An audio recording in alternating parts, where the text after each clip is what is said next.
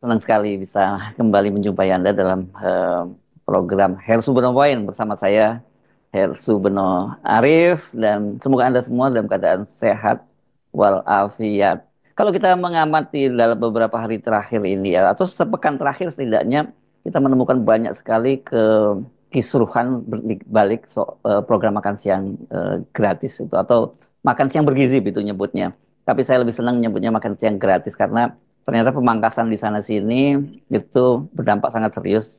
Selain PHK yang juga sangat serius di Kemendikti yang menyatakan itu ada peluang untuk menaikkan UKT. Ini betul-betul jadi ironi ya, karena anaknya makan, si adik-adiknya bisa makan siang gratis atau makan pagi gratis, tapi kakak-kakaknya nggak bisa melanjutkan kuliah. Jadi saya kira bukan ini yang dibayangkan oleh Pak Prabowo. Nah, saya akan ajak Anda untuk berbincang dengan seorang ekonom dari Universitas Paramadina, Mas Wijayanto Samirin. Assalamualaikum, Mas Wija.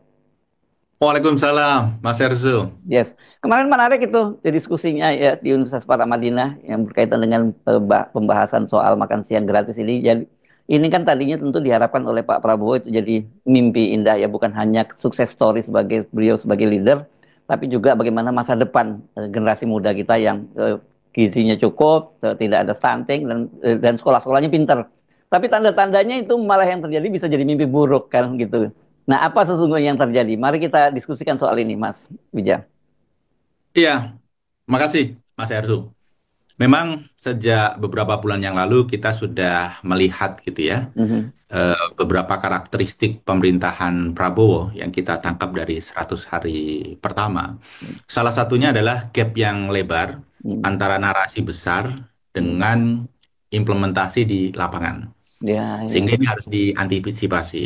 Ini Mhm. terjadi misalnya ketika kita berbicara tentang PPN 12% gitu ya. Mhm. Mhm. Kemudian tentang 3 juta rumah Mhm. yang dibangun per tahun yang awalnya gratis tapi Mhm. ternyata tidak, dan kemudian ada modifikasi kebijakan yang lain.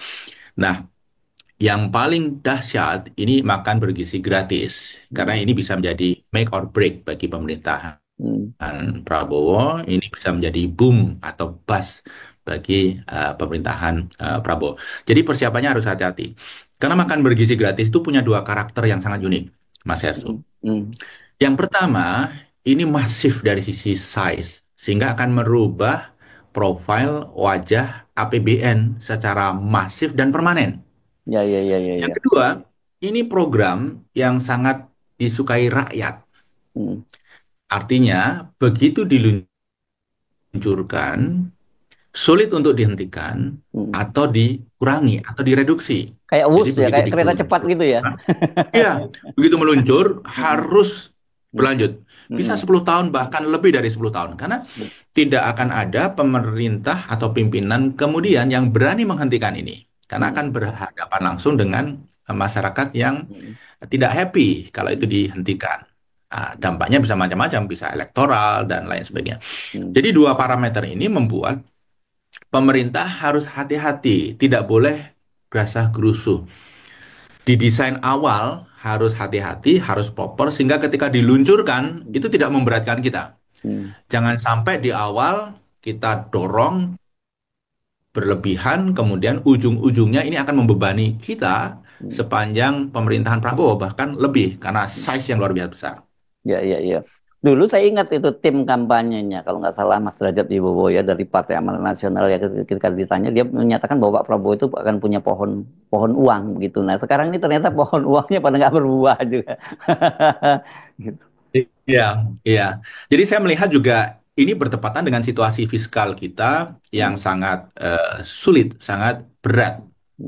Pendapatan sedang turun, kemungkinan tahun ini dan tahun depan juga Hmm. belum membaik, bahkan ada potensi lebih buruk. Situasi global sangat menantang pada saat kita harus refinancing hutang yang luar biasa besar. 800T, 800T, kemudian bunga 550T, kemudian tahun 2026 mungkin di atas 600T.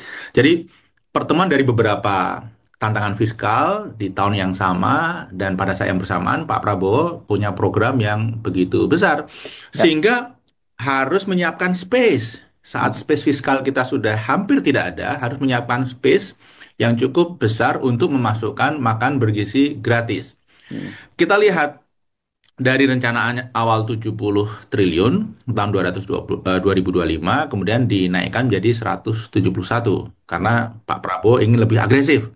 Dari Hmm. target awal Desember itu hanya 22 juta, Pak Prabowo ingin Desember itu sudah full speed Hmm. 83 juta. Hmm. Itu saja dengan menambahkan space 100 triliun aja, pemerintah sudah kesulitan. Ada pemotongan 306 triliun. Ya. Bayangkan, Mas Herso, tahun 2026 nanti, ketika dari awal tahun sudah full speed, Hmm. menurut Menko Pangan, biayanya bisa 420 triliun Hmm.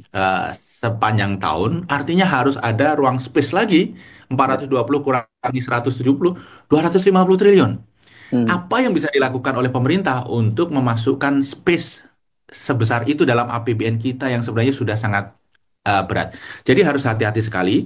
Jangan sampai tadi Mas Hersu sudah menyampaikan ingin memberikan makan bergizi gratis, tetapi akses lain Hmm. muncul. Program-program yang lebih penting terabaikan. Hal-hal yang lebih esensial terkendala. Misalnya, adiknya makan bergizi gratis, kakaknya nggak bisa kuliah karena UKT Nah, itu kan. ya. Hmm. Adiknya makan bergizi gratis, ayahnya tidak bisa kerja karena kena Hmm. PHK. Jadi ini harus menemukan titik keseimbangan dan idealnya di awal.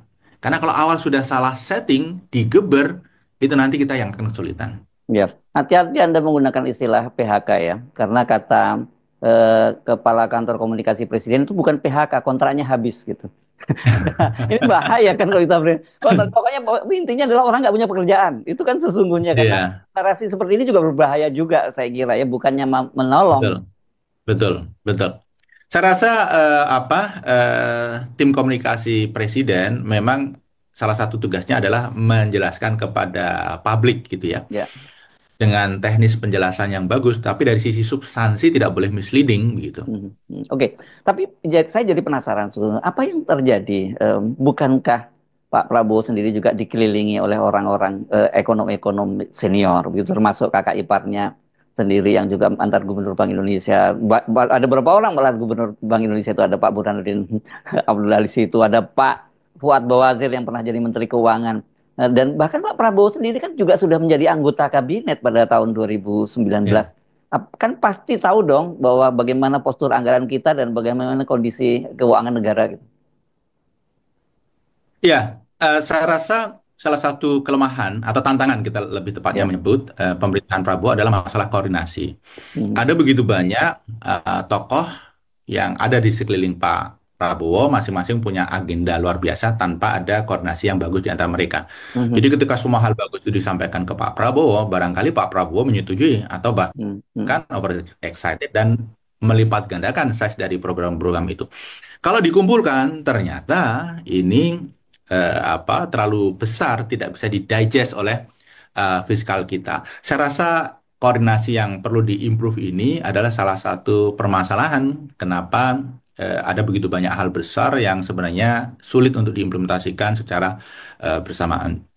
Ya. Kalau kapasitasnya, saya kenal banyak dari beliau, mereka adalah orang-orang yang tidak bisa lagi, tidak boleh lagi dipertanyakan Hmm. kredibilitasnya, melihat Hmm. Hmm. background dan pengalamannya, Hmm. gitu. Oke. Kemudian ada juga beberapa tipe pemimpin yang mereka ada kecenderungan top down.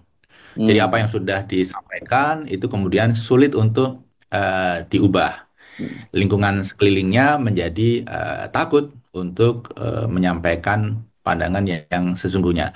Saya rasa kalau ini muncul, ini tadi kan dugaan ya, dalam pemerintahan sekarang ini, maka akan berat bagi kita untuk betul-betul bisa menjalankan satu program yang sesuai dengan kebutuhan rakyat dan sesuai dengan kapasitas kita. Oke, tadi Anda menyebut ini dugaan. Tapi mari kita bicara soal fakta-faktanya saja sekarang ya, Mas Wijaya. Karena realitasnya seperti itu sekarang sudah mulai. Bahkan yang saya sebut tadi, itu kita bukan ngarang, bukan dugaan ya, karena itu Kemendikti yang Menteri Ah, Dikti ya yang menyebut ya bahwa ada ini kemungkinan UKT akan naik. Kemudian juga soal PHK juga diakui, meskipun bahasanya nggak dilanjutkan kontraknya seperti diakui oleh Menteri PU. Ada 18.000 tenaga kerja gitu. Jadi kalau malah di sektor infrastruktur itu bisa sampai sekitar 2,1 juta orang yang bakal kehilangan pekerjaan, diputus kontraknya kata istana begitu ya. Tidak. Ya, Mari ya. kita bicara soal realitasnya seperti apa dan kemudian mitigasinya harusnya seperti apa dan apa yang harus dilakukan. Ya, saya rasa yang berat salah satunya adalah pemangkasan di bidang infrastruktur. Mhm. Bayangkan itu berapa ribu kontraktor kecil, berapa puluhan ribu vendor-vendor yang akan terkendala. Mhm. Padahal banyak di antara mereka yang sudah bekerja belum dibayar. Jadi ketika budget ini dipangkas untuk proyek-proyek multi years kan kerjaan kadang-kadang sudah dimulai, tapi pembayarannya belum. Itu nanti akan menimbulkan komplain ketidakhappyan yang masif, Mhm. PHK yang masif. Belum lagi Mas Hersu, sektor perjalanan dinas dan meeting. Ya. Kita semua setuju dengan pemangkasan itu. Pak Jokowi JK di tahun pertama memimpin juga setuju dan melakukan itu. Mhm. Kemudian diakhiri karena dampak ikutannya luar biasa. Hmm. Penurunan sektor-sektor yang mempekerjakan tenaga kerja yang cukup banyak secara masif, PHK gitu. Sempat Jadi kemudian dilakukan itu ya. dihentikan. Sudah dilakukan. Waktu itu dihitung, kebetulan saya staf khusus Pak JK bidang Hmm. ekonomi dan saya tim transisi Hmm. yang merencanakan efisiensi APBN waktu itu dengan Mas Ya. Hasto. Hmm. Kita lihat ini harus dipangkas. Setelah Pak Jokowi jika memimpin dilakukan. Tapi kemudian impact-nya itu kelihatan, sudah mulai muncul PHK yang Hmm. akan meledak, kemudian diakhiri. Ini juga ketika dilakukan secara mendadak, dramatis, tanpa policy yang mengantisipasi, ini berbahaya. Hmm. Satu contoh saja, yang akan segera kolaps apa? Garuda. Mhm. Begitu diumumkan 23 Januari efisiensi itu, saham Garuda langsung mentok di bawah Hmm. 50 rupiah per lembar. Hmm. Nggak bisa turun lagi karena memang itu batas bawah. Kenapa itu Nah, terjadi? karena begini, yang menyelamatkan Garuda selama ini adalah ASN, Ah. yang Hmm. mereka banyak bepergian Hmm. keliling Indonesia. Dan dulu ASN itu mendapatkan uang sehingga dia bisa beli pesawat apapun. Sekarang harus menunjukkan bukti tiket gitu ya. Hmm. Kemana pakai apa ditukar sesuai dengan cost-nya Ya. dan di encourage untuk menggunakan Garuda. Ini Garuda adalah salah satu contoh yang kemudian dia akan mengalami kesulitan keuangan yang sangat dalam ketika Hmm. kebijakan ini dilakukan. Pemerintah harus mengelontorkan uang luar biasa untuk menyelamatkan. Ini satu contoh, banyak lagi yang lain, hotel dan lain sebagainya.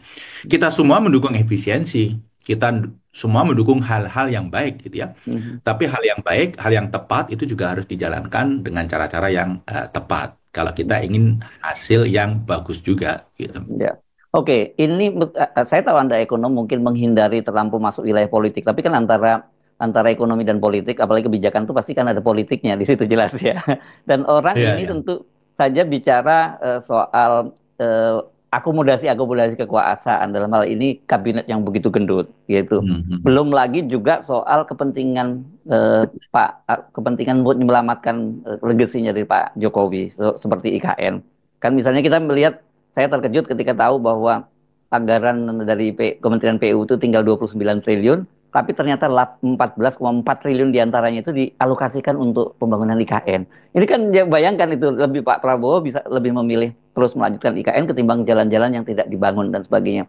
Begitu juga soal kabinetnya. Saya minta Anda coba mulai membahas dari sisi kabinetnya dulu. Iya, tentang anggaran PU ya, Hmm. informasi terakhir DPR menyetujui, jadi tidak dipangkas menjadi hanya 30, tetapi menjadi 50 Oh, oke. dari Hmm. tadinya 110. Tapi pemotongan 60 triliun itu juga masih sangat masif, Sangat dampaknya masif. masih sangat luar biasa.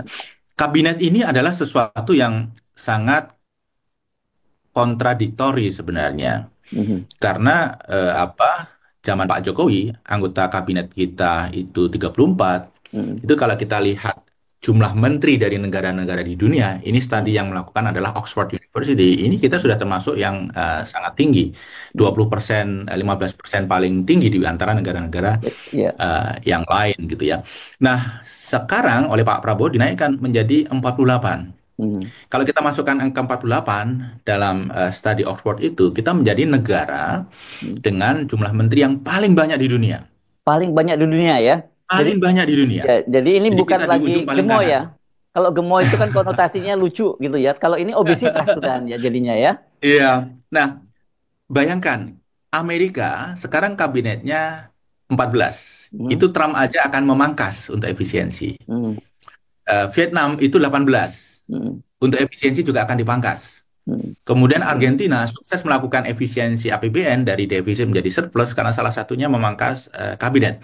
hmm, Kemudian negara-negara yang lain itu kabinetnya di negara-negara maju yang pemerintahnya efektif itu sekitar 20-an. Saya hmm, ada chartnya nanti Mas hmm, Hersu bisa tampilkan di layar begitu ya. Nah, kita di ujung paling besar. hmm, Negara-negara dengan kabinet yang besar itu adalah biasanya negara-negara dengan pemerintahan yang tidak efektif. Negara hmm, seperti Pantai Gading, hmm, Kamerun, hmm, Gabon, hmm, Ghana, Korea Utara, itu hmm, kabinetnya gemuk. hmm, Kenapa? Karena mengakomodasi kelompok-kelompok tokoh-tokoh menjadi kabinet, bagian hmm, dari kabinet, itu salah satu upaya untuk menstabilkan politik. hmm, Padahal idealnya kabinet harus efisien, efektif, menstabilkan situasi itu dengan delivery hmm, program-program yang menjawab kepentingan rakyat. hmm, Jadi yang di-serve adalah rakyatnya, bukan elitnya begitu. Nah, dengan kabinet yang besar ini pasti koordinasi makin sulit. Kemudian yang kedua juga cost itu Kosnya. akan Hmm, luar biasa membengkak. Nah, hmm, saya perlu double check ya, tapi saya melihat di salah satu TV nasional gitu ya, ada berita bahwa UI menghitung peningkatan jumlah kementerian ini mengakibatkan tambahan cost bagi pemerintah kita antara 39 sampai 100 triliun per tahun. Kita perlu double check lagi ya, saya perlu lihat Ini data di reportnya. Fakultas Ekonominya Itu ya, bisa. LPEM ya.